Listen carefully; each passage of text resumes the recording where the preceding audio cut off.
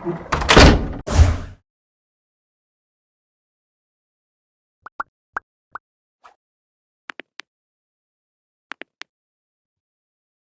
select your own language subtitle, please follow the step.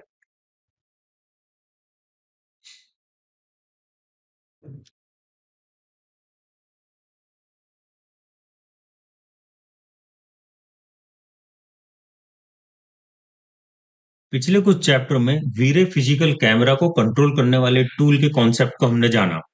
इस video में हम उन्हीं टूल को प्रैक्टिकल करके देखेंगे आखिर ये काम कैसे करते हैं। सबसे पहले हम कैमरे को सिलेक्ट कर लेते हैं, मॉडिफायर लिस्ट खोल लेते हैं। इस सीन में हमारी अभी एक भी लाइट सोर्स नहीं लगा हुआ है। अगर जब हमारे पास कोई भी लाइट सोर्स नहीं, अगर हम इसको रेंडर करें तो देखिए क्या होगा।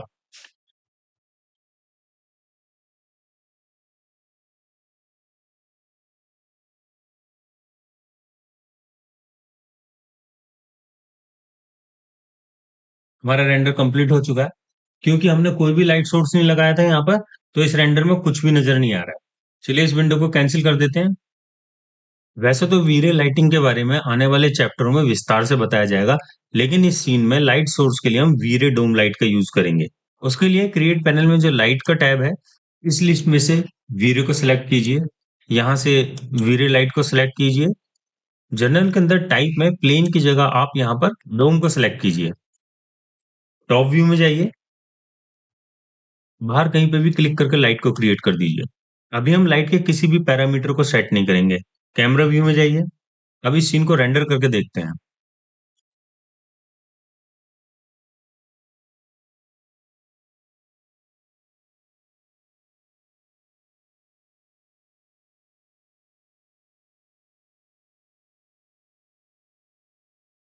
हमारा रेंडर कंप्लीट हो चुका है।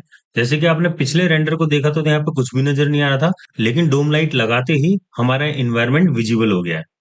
इस विंडो को कैंसिल कर देते हैं। एक बार फिर कैमरे को सिलेक्ट करते हैं, मॉडिफायर में जाकर एक्सपोजर को नन कर देते हैं। टूल में जाकर लाइट को सिलेक्ट करते हैं। वीरे लाइट लिस्टर को खोलकर इसके मल्टीप्लायर को बढ़ा के कर देते हैं हम 7। अब एक बार फिर रेंडर निकालते हैं।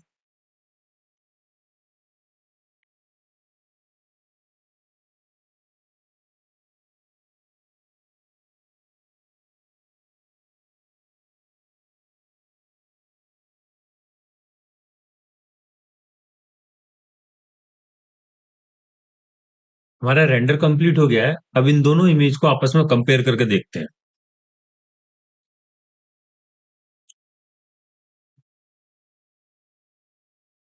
आप देख पा रहे हैं दूसरी इमेज पहली इमेज से काफी ब्राइट है, मगर इसकी डिटेलिंग खत्म हो गई है। यदि आप पहले वाले रेंडर में बुक को देखें तो उनसे टेक्स्ट लिखे हुए नजर आ रहे हैं, लेकिन दूसरे वाले रेंडर में वो टेक्स्ट नजर नहीं आ रहे। अब इस सीन में प्रॉब्लम क्या है? यहाँ पे हमारे पास लाइट तो पर्याप्त मात्रा में है, लेकिन हमारी डिटेलिंग खत्म हो गई है। इसको ठीक करने के लिए हमारे पास कई ऑप्शन है।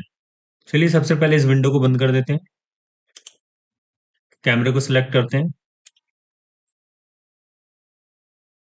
मॉडिफायर में जाते हैं। जो हमने पहला रेंडर निकाला था उसमें लाइट सोर्स के लिए हमने डोम लाइट का यूज करा था, जिसका मल्टीप्लायर था 1, जब हमने पहला रेंडर निकाला था। तो हमने देखा कि वो रेंडर काफी डार्क है। उसके बाद हमने उसका मल्टीप्लायर बढ़ा के लगभग 7 कर दिया था, और उसके बाद हमने एक्सपोजर जो है नन कर दिया था। उसके बाद हमने रेंडर निकाला था तो काफी ब्राइट आया था, लेकिन उसकी डिटेलिंग चली गई थी, जैसे कि हम यहाँ देख रहे हैं।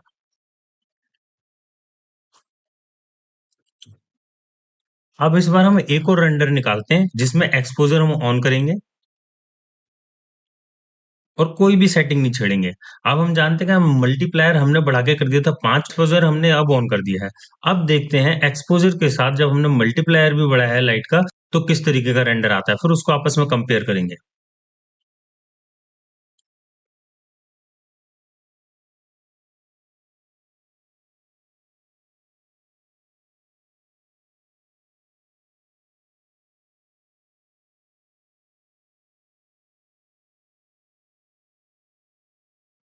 रेंडर कंप्लीट हो चुका है। जो पुरानी इमेज के साथ अब इसे कंपेयर करके देखते हैं हम।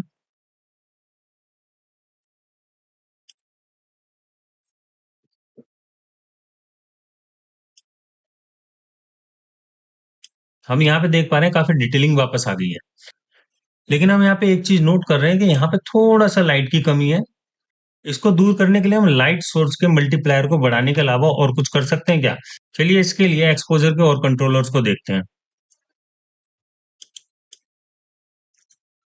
इसके ऊपर शटर स्पीड दिया है। शटर स्पीड अगर हम बढ़ा दें, शटर बहुत कम देर के लिए खुलेगा और रोशनी कम अंदर जाएगी। यदि हम इसकी शटर स्पीड को घटा दें, तो शटर ज्यादा देर के लिए खुलेगा, यानी कि रोशनी अंदर चली जाएगी, तो हमारी ये इमेज ब्राइट हो जाएगी। तो शटर स्पीड इस समय 50 है, इसे घटाकर हम 25 कर देते हैं, ताकि ज्यादा से ज्यादा रोशनी अंदर जा सके।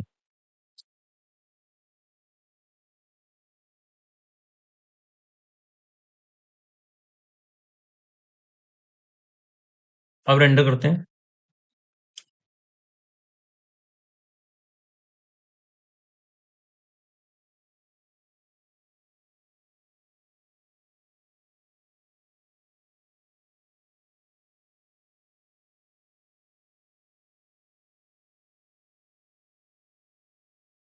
चलिए अब इन दोनों इमेज को आपस में कंपेयर करके देखते हैं।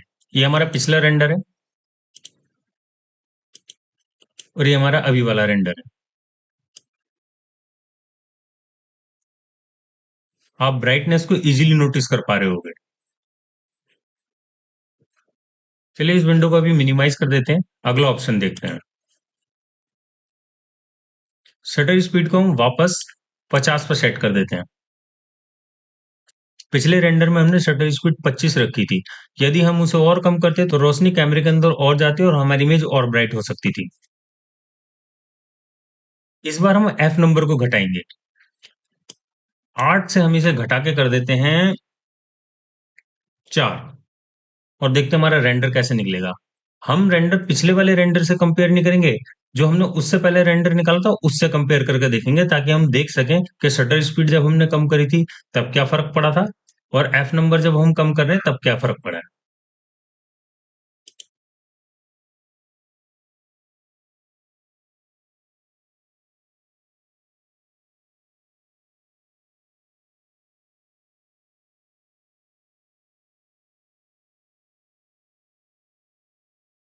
तो हम पहली इमेज के साथ इसको कंपेयर करेंगे।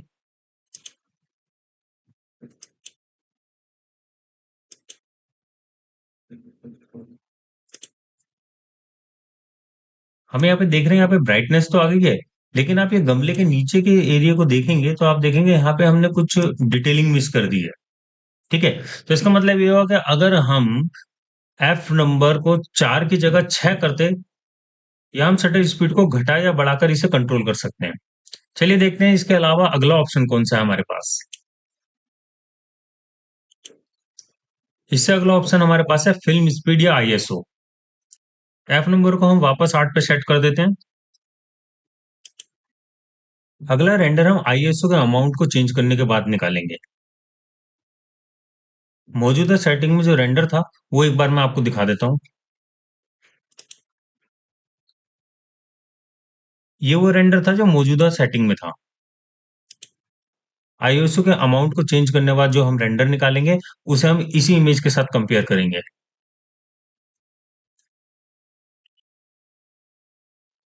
अब हम आईएसओ के अमाउंट को 100 से बढ़ाकर कर देते हैं 300 और इसका रेंडर निकालते हैं।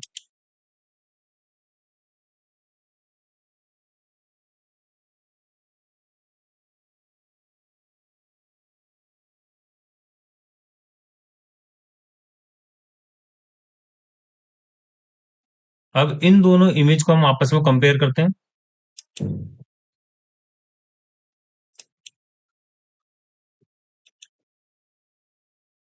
आईएसओ का अमाउंट बढ़ाने के बाद आप दोनों इमेज में फर्क आराम से देख सकते हैं।